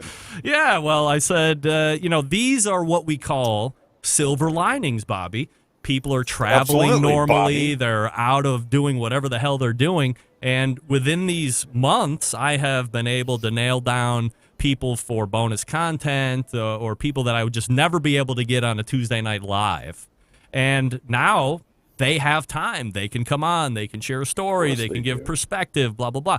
So you're right. I mean, aside from liking or hoping to talk food once a month here on this show, we do have quite a running banter between us outside of the show, which most people would probably like and other people would probably find offensive. What? Offensive? Oh, sure. I mean, what part of our conversation you're referring to. Oh, come on. I mean, you people are so easily offended anymore. I mean, I'm just assuming that some people would find what we talk about from time to time a little offensive. That's probably true. Yeah. That's probably true. Painting with a broad brush here. Sam, here's the deal. Great. You continue to cook. And when we were talking, maybe it was last week, you were like, hey, we did the corona stuff, but you know what? F the lockdown stuff. We want to present as a production. something a little bit more back. We're not back to normal, of course, but you wanted to say, hey, let's not just keep harping on it. Let's not keep doing the same old stuff. Let's get back to a scenery and a space that we're used to and get back to cooking. Well, the reality, look, there's a few things that go to that. One is, the reality is it's not a Pioneer kitchen in the winter and we can only use things we've killed and frozen or jarred. You know what I mean? Right. People can actually go to the store. I think in the beginning, people were thinking, us included, that we should be making meals and shows out of stuff that you had readily on hand. Right. But it turns out you can actually go to the store and buy shit. So that was part of it. The other part of it was that the constant reminder that this is going on was getting old and getting stale. And yes, it's going on, but I don't need the town crier screaming up and down my block, we're still in lockdown, people are dying. I don't want that, right? And you and I are both fans of a particular nationally syndicated talk show host. Nationally globally syndicated talk show host who won't shut the F up about it. He starts every show with 10 or 15 minutes about it. And frankly, I've had enough. Yeah. And so Max and I said, let's just cook normal. We stopped cooking in the Little Italy food hall that was, empty. We went back to the house and everything feels right. We're getting great views. We're getting great comments and people are saying, yeah, thanks. Well, it was enough. I don't need another 4 shows on how to use freaking MREs in an interesting way. Which is actually a funny Did you do idea one to show on MREs? No. Oh. But now that I say it, especially in a town like San Diego, so many. I was just going to ask a stupid question and say, could you readily get your hands on MREs? And I was like, well, of course, you're like Tiger Town, so. Yeah, look where we are. Exactly. Yeah, no doubt. Look where we are. Yeah. You did chili dogs yesterday, I believe. Yeah. What do you like about chili dogs? God, I mean, it's so simple. What do I like? That's it. I think they're just one of the greatest things you can do with a hot dog. They really are. And I'm a fan of keeping a can of no bean Hormel chili in my pantry. Yeah. But I think it's important to not just do that. And that wasn't about like COVID cooking and not wanting to. That was about wanting to show people that you can make what I call hot dog chili really easily, that I think is better than most. And you need to know how to make stuff like this, What is hot dog chili? I'm on a radio. Right? Oh, okay. Yeah. So to me, bear down. Hot dog chili is not chunks of sirloin or some other kind of beef, not chunks of onion, no chunks of tomato, no big pieces of green pepper, none of that kind of stuff. It's very simple in that it's the ground beef and it's broken up really finely in the pan, that by the time that the other things go in, and the other things are just like broth and tomato sauce and seasonings, Worcestershire sauce. It's spoonable. It's not chunky. Just glides on top of the chili. I mean, it's hot dog chili. Is it the same, or are we just using a different phraseology to say hot dog chili or meat sauce? Is that one and the same? No. No? Not the same to me. No, right. I don't. They're not the same to me. Meat sauce is far more tomato based. Like a meat sauce I would put on like some pasta, right? Maybe even use it on a pizza or something. All right. But this is less tomato based and more, I don't know what. Would you consider that 5-star chili stuff chili, or is that kind of like a travesty? What? Is that a can? Is that a can? Oh, okay. Well, maybe No, I'm no, showing. no! Don't try and paint me. No, no, no! Wait, don't wait, think wait! it's some fucking Now snob. hold on. I told you I like a can of Hormel chili. What I'm saying Oh, is God. maybe I've shown my ass here and assumed that Skyline. Have you heard of Skyline chili? No. Okay. So that's wait, like is that a Cincinnati. The one with cinnamon? Yes. Yeah. Is that yeah, the cinnamon thing? Yeah. So yeah. it's How is that? That can't be really, any good. it's really, Can't be any good. it's like a smooth meat, and thin, smooth meat. Yeah, cinnamon, yeah. Not chocolate. chunky. No. Yeah, very, see, very that's thin. jacked up to me. Yeah. Now, so I think could you put a picture of it up? I can tell you if that's what I'm thinking. I don't want to make you do more than 400 things at a time. You are a wizard back there. Yeah, I got it. Skyline Can you just chili. one day? Can I make a suggestion?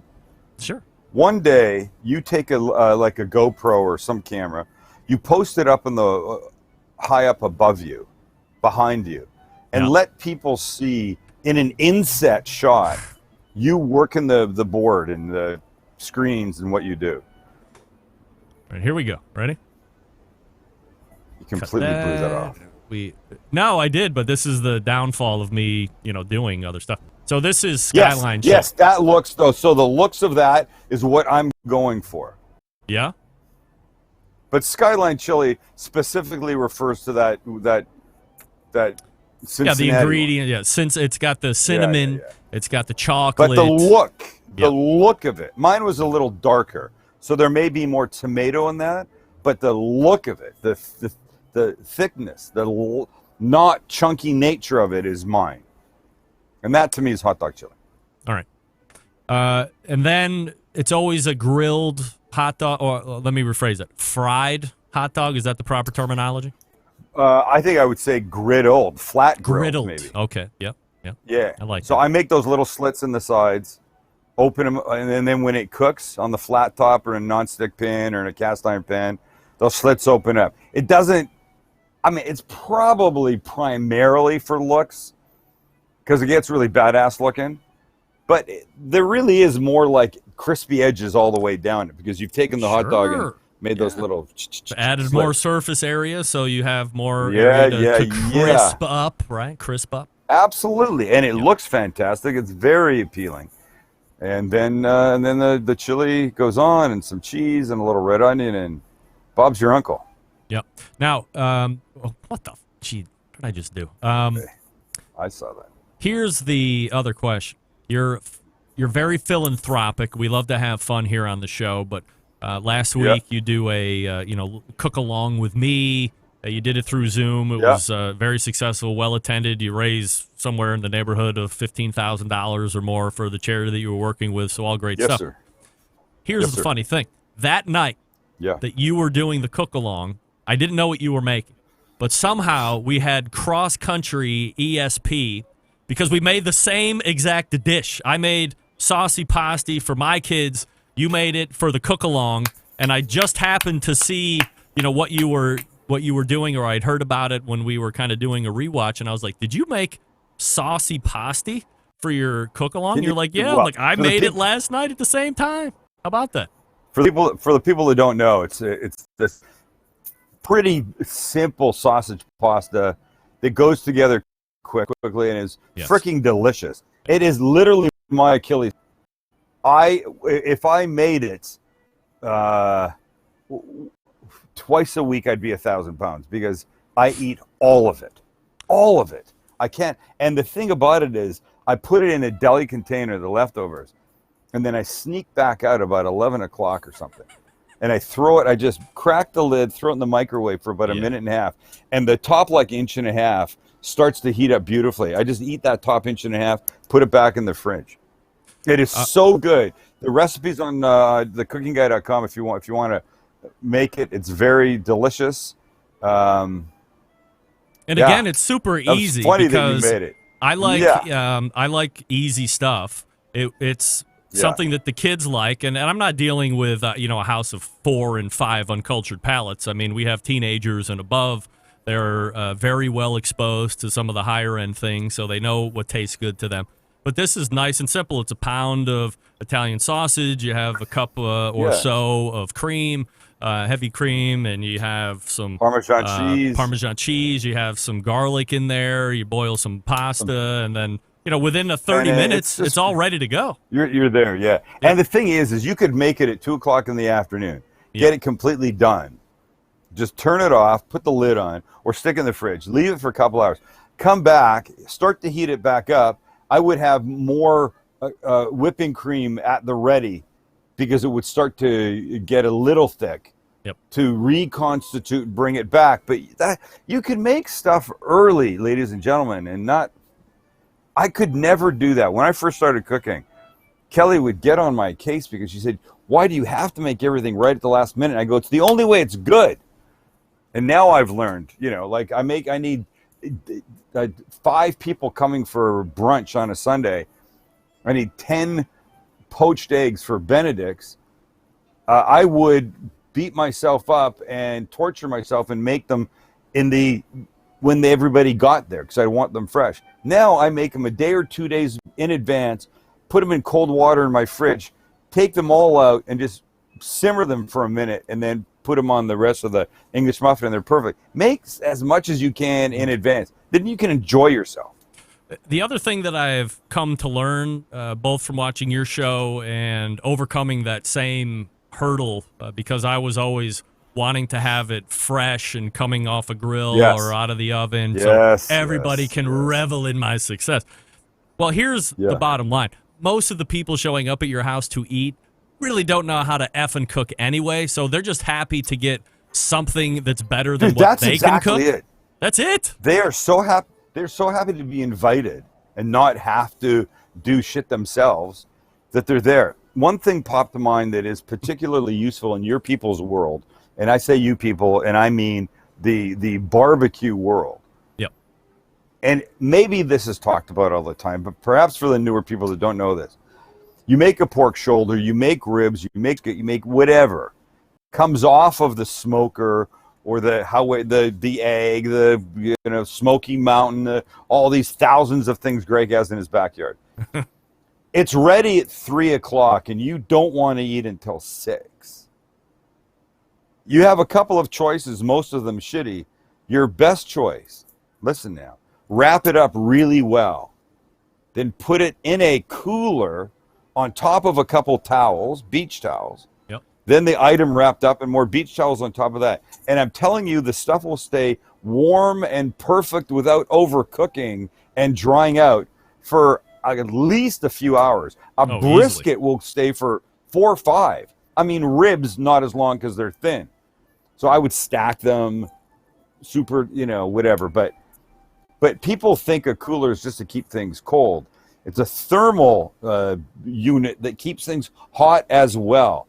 But you got to sandwich in between towels to keep the air away. And that's my tip for the night. It's a good tip, by the way. Well, I mean, there's been plenty of times where I have done a 4 or 5 pork butt cook. This is going to be a mobile delivery. We've done it to where we've taken it down to my grandmother-in-law's house. She lives 3.5 hours, south, almost into West Virginia. And I pull them off as we're getting ready to leave, put them in the cooler, as you're talking about, and away we go. And we get there, so now we're probably 4.5, maybe going on 5 hours after they were taken off the cooker. I mean, they're at the perfect pulling time. They've cooled off a little bit. They're way safe as far as temperature. You just pull them apart. People are all over it, grabbing the pieces of bark, and you look like an absolute champion. And you can have them done well in advance. That's why I always tell people. Yeah. They're like, oh, it's 11 o'clock. It's cooked way too fast, or I effed up and I did something wrong. I'm like, well, hey, good news. It'll keep until 8 o'clock tonight, so don't worry about it. Just put it in a cooler. And then there's no last minute scramble, right? I love that. I would rather the stuff come off 4 hours early than an hour late. What people want to eat, people want to eat. Oh, well, that's Let it. them eat. There's nothing worse than quoting a time and then blowing past it 45 minutes, an hour, or it was supposed to be light out when we ate and it's deeply dark at this point. You look like an absolute fool. How many videos have you watched? People start their cook at whatever time, and then they're out there with freaking flashlights and shit. Yeah. I mean, come on. It's outrageous. people are knowing Calculate. what they're doing. People, All right. please. Sam, stand by just for 1 second, and then we're going to come back. I'm going to Go play ahead. you a clip that's absolutely going to blow your mind. We're talking with Sam, the cooking guy. You can find him at thecookingguy.com, of course, and make sure you're subbed up to his YouTube channel if you are not already, but most of you already are, especially if you're fans here of this show. I'll talk to you quickly about the BBQ Guru. They have 2 new controllers that are coming out, of course, ready to ship quickly. DynaQ and UltraQ. DynaQ taking place of the Party Q, which was the easiest point of entry into temperature-controlled devices. So if you're looking for a newer version of the Party Q, since that's being taken off the shelf, the DynaQ is the one you're going to want to take a look at. Now, if you want some more tech, UltraQ is the one that's replacing the CyberQ Cloud, I believe. So a little bit more, but it does a lot more. Allows you the internet access, the app access, hooks to your Wi-Fi, so you can go wherever you need to be. As long as you have a cell phone signal, you can look back at the cooker at home, see where the internal temperatures of the meats are. You can also make adjustments to the pit temperature control device. So if you're behind, you can ramp up the temp. If you're coming a little too fast, then you can also reduce temperature. You can put it into hold mode at that point. All great technology provided to you by the BBQ Guru. Plus, they have cookers, 2 different ones to choose from, a ceramic and a cabinet style. And they have the rib ring, and they have a whole bunch of other accessories that are really cool as well. Don't forget, Bob Trudnak has his Having a Barbecue rub and sauce line, so make sure you're checking those out as well. Longest running sponsor of the show, BBQ Guru, bbqguru.com, or check the website 800-288-GURU. That's 800-288-GURU. The BBQ Guru is a breakthrough in barbecue technology. We're back with more Sam the Cooking Guy right after this. Stick around.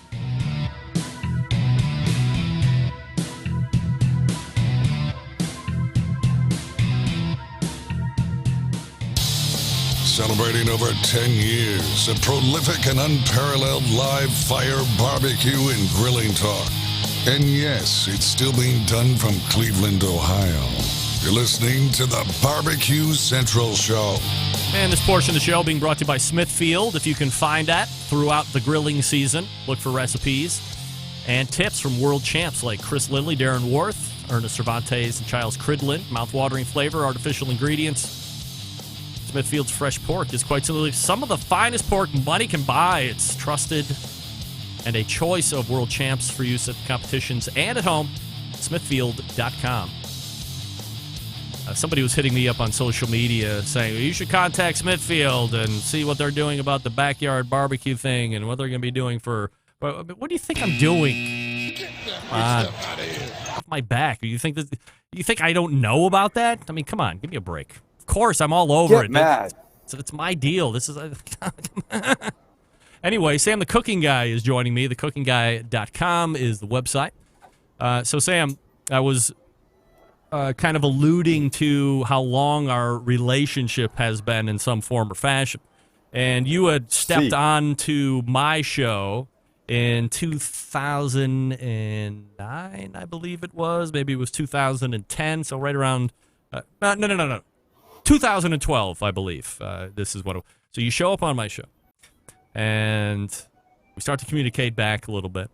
Like, how'd it go? And I was like, oh God, the guy in the second hour was like, man, that's Sam. He's great guest. Swore a lot, and I was like, well, I mean, who cares? It's the internet. There's no FCC regulation on the internet. I don't care if my guests swear or not. If that's just the way they talk, then who cares? Let them be them. Let my guest be the guest.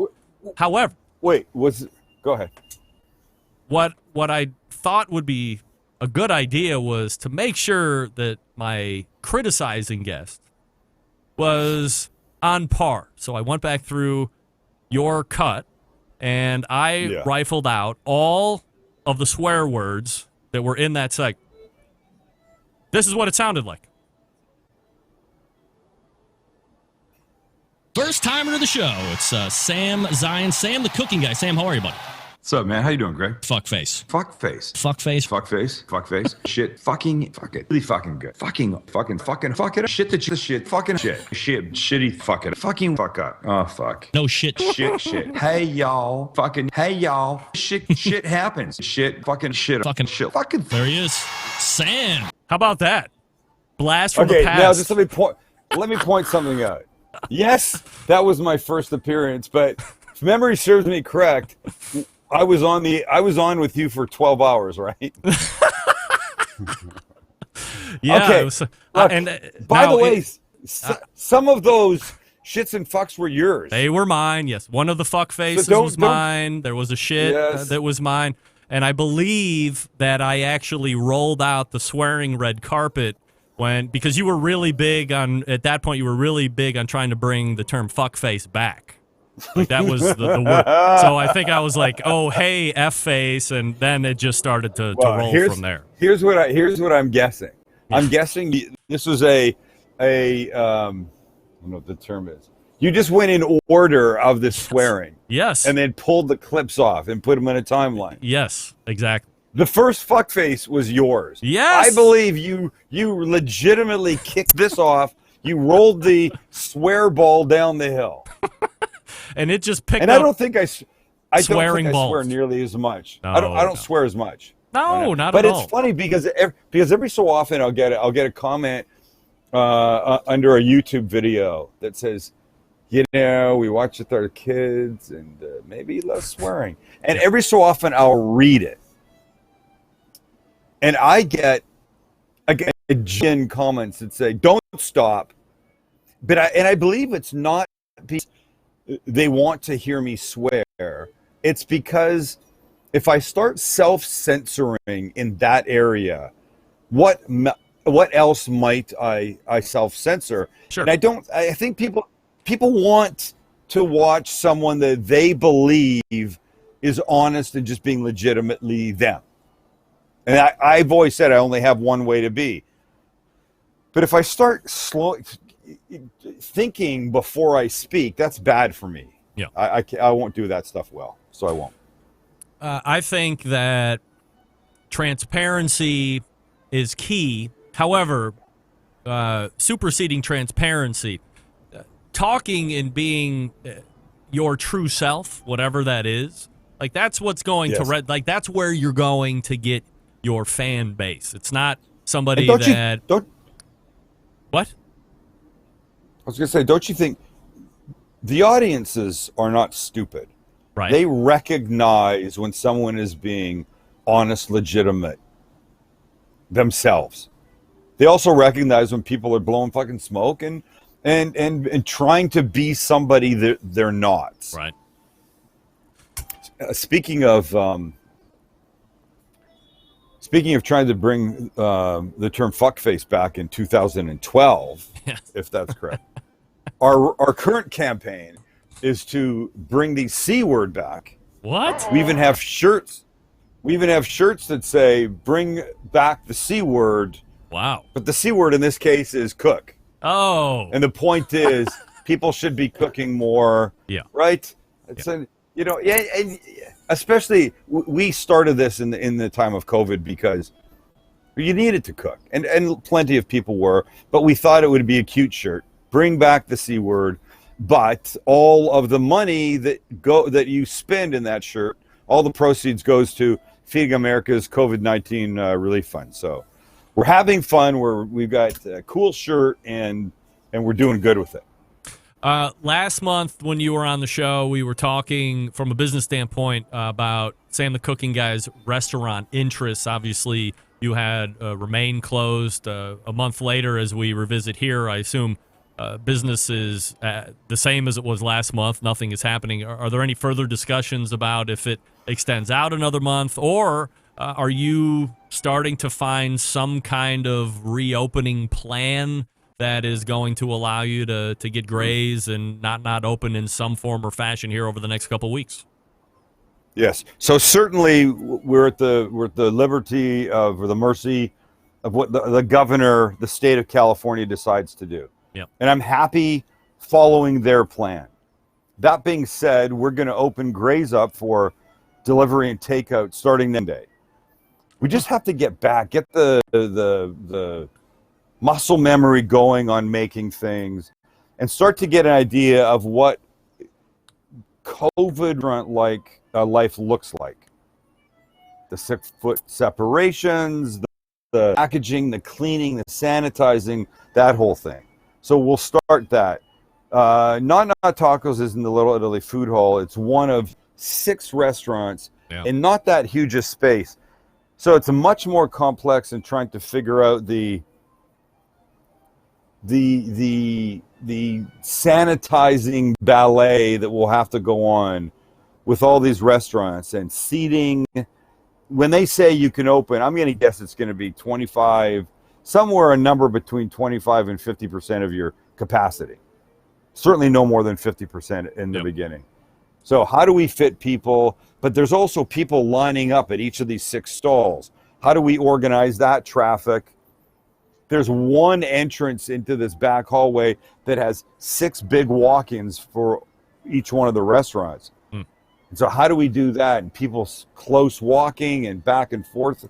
It's going to take a lot of thinking. But we're starting with Little Gray's because we have an outside window that is like an outdoor bar that people can walk up to. They can get their flatbreads, their salads, their booze to take away. And it's an ideal setup because you can come in and get a flatbread warmed up to take away and eat right then, or you can get it not just to take home, pop in a 500-degree oven, 5 minutes later. It's literally as good as it was in the restaurant, but you're serving it to yourself rather than having somebody bring it to you. So yeah, but we're all starting to, we're going to phase 2 here in San Diego in California on Friday. So that's not hair salons, that's not restaurants yet. That's the retail, curbside retail. Parks are going to open back up. All the beaches will build, that kind of stuff. So it's starting. There's now light out there, and we got to start getting ready for it and trying to figure out what it's going to be. Are you confident? Do you feel safe that people will be safe? I know the job that we're going to do in the restaurant. Yeah.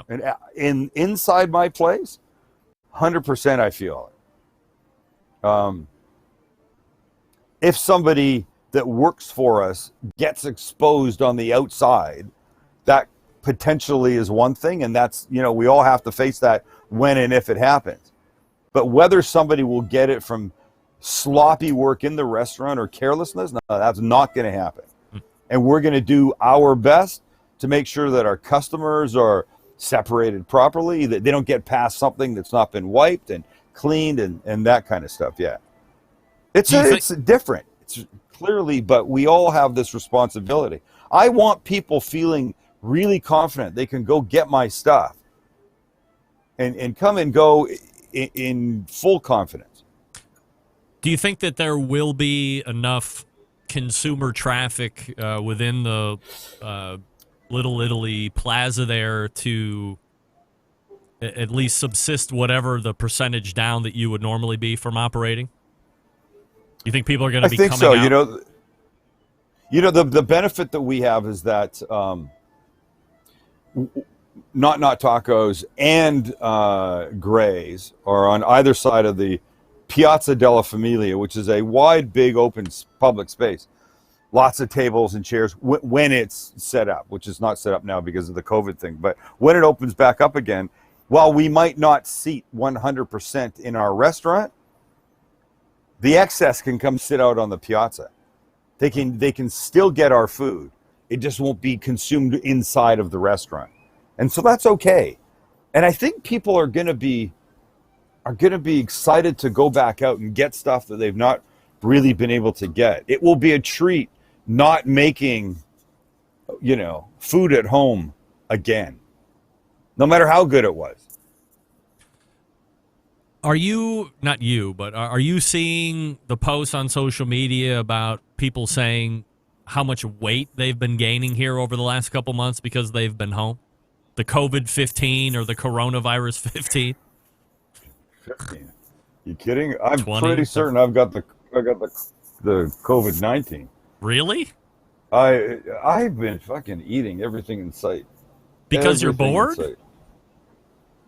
Because I'm in front of a refrigerator. Yes, I'm bored.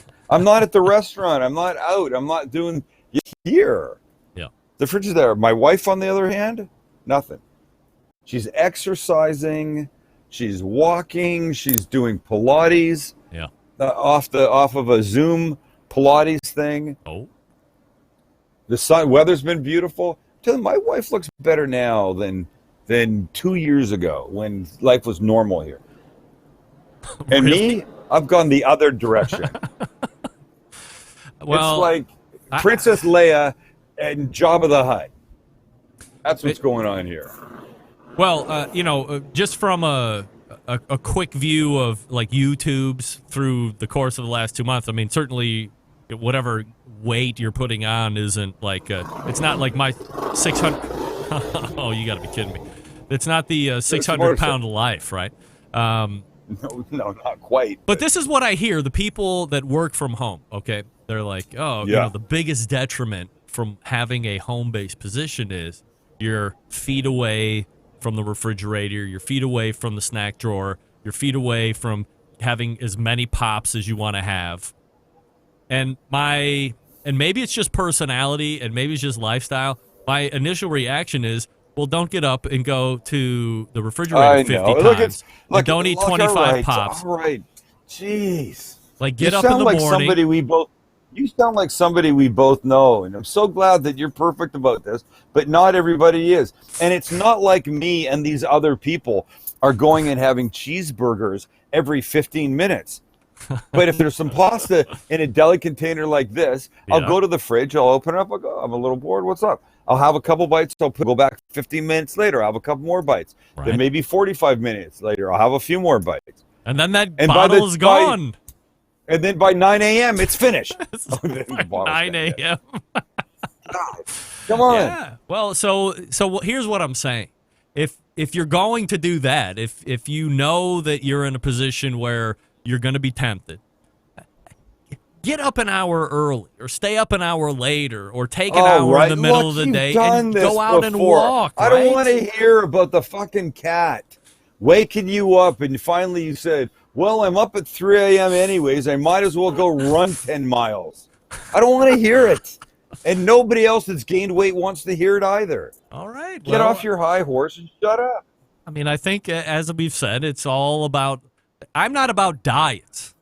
Like, diets don't work. Oh, diets mean – you're not going to give up on this, You're going to lose weight. You're going to lose weight for like a couple weeks. You're not going to give up on this. And that's it, right? But lifestyle change is where the real change happens. By the way, attention anyone in Barbecue Central world that might have gained an ounce or 5. Do not let Greg know or he'll just start preaching on you. Oh, I get up. Well, I just decided one day I might as well just get up and go for a 400-mile hike with 80 pounds of weight in my backpack. Yeah, I'm like Forrest Gump. I just felt like running. Good for you. Yeah. Well done, Forrest. All right. God. You're going to be... I'll figure it out. Okay. Yeah. See, now you need a light. We've talked so long. The sun has gone down, and now it's Sam in the dark. I can do this. Here, watch. Sam in the dark. You have... Oh, much better. You can find Sam on YouTube pumping out brand new videos Mondays and Wednesdays and Fridays. If you're not subbed up, get over there and do it and help him race to 2 million. And in the meantime, you can find him. Could you put it a little more? Could you put it a little more elegantly than pumping out? What do you mean? That's not elegant? Not in the least. That sounds like you're working hard. You're pumping them out. With no elegance. You can find Sam, the cooking guy, putting out aesthetically tasteful and superiorly crafting. I'm the wordsmith here, pal. Superiorly crafted videos with his production wizard son on his YouTube page, or go to his website, thecookingguy.com, and sub up there. You're going to love these videos. They're easy to do. They're with ingredients that you have. No highbrow, highfalutin BS here, pal. No, we're not about that on the cooking guy. No, occasionally, but only for fun. Yeah, that's right. Only for fun. And then hey, on by the the first way, Tuesday, happy Cinco de Mayo. Yes, it's my favorite. Of course, you know that. I love enchilada. I love burrito. I love sopapilla. Love all that stuff. So funny. By the way, maybe the best bean and cheese burrito I've ever made tomorrow on the YouTube episode. Oh, yeah? It's insane. All right. Yeah. Made my Check it own out. beans, the Sam way, not the 24-hour way. Right. Made my own rice. Rice cooker? Great. So good. Do you use rice cooker? No. Mexican rice. Oh, I do use a rice cooker, but not for this. This is All right. a pot. So get over there and subscribe if you're not already. And then on the first Tuesday of the month in the second hour, you can find them right here on the Barbecue Central show. It's my pal and not yours, Sam the cooking guy. Sam, thanks so much. You're welcome. And by the way, I could be their pal too. Nothing special about you. That's fine. All right. See ya. What a dick. All right. See you later. There he is, Sam the cooking guy. TheCookingGuy.com, of course. And you can look for brand new episodes. How do I want to play this? I want to screw this up. All right. I got that right. That's right. All of the merchandise that's out currently, like Bring the C Word Back, that Back to the Smoker was talking about, is available on his website, and then that is donated back to charity. And then, of course, he had raised over $15,000 for the COVID emergency fund out there in San Diego as well last week. And then he's also raising on Cameo, so if you want Sam to cut you a personal hello or whatever he's allowed to do through contract or whatever, you can go to Cameo.com, I think it is, and or search Cameo Sam the Cooking Guy, and you can get in touch with him. I think he's charging $80, and then Cameo takes 20 or 25% of that, and then whatever he nets out, he kicks over to the charity that he is supporting with that. So that's all charity driven, not going to his back pocket. All right, let's go ahead and make tracks out of here. All the way back in the first hour, we talked with Malcolm Reed, howtobbqright.com, his website, and pitmaster of Killer Hogs. We also talked with Darren Worth from Iowa Smokey D's in the first hour, SmokeyD'sBBQ.com. And as he said, we'll see what this competition season might look like once it gets up and running. It could be a NASCAR race to the finish. And one exciting part that has is that a lot more teams might have the ability to chase down a national title, although there will be an asterisk by it. It could be a very fanatical race. Teams that you might have never heard of could pull down a national title of the year for KCBS. We'll see how it goes. Also, in the second hour, all the way through, Sam the Cooking Guy joined me. Chili dogs are on the menu. Make them this week.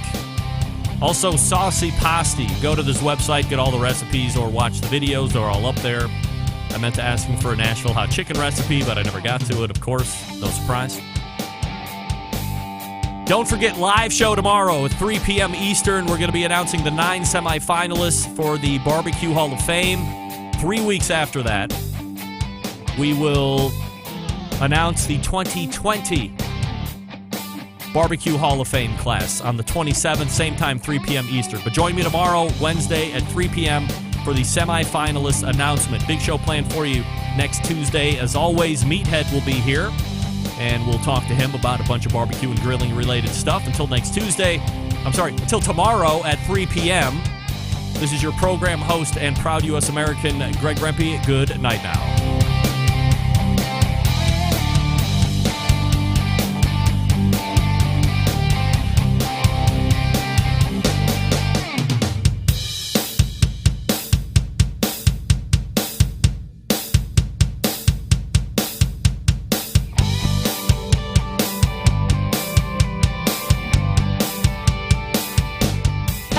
This is Jenny Bell from Clarington, Ohio, and I'm listening to Barbecue Central.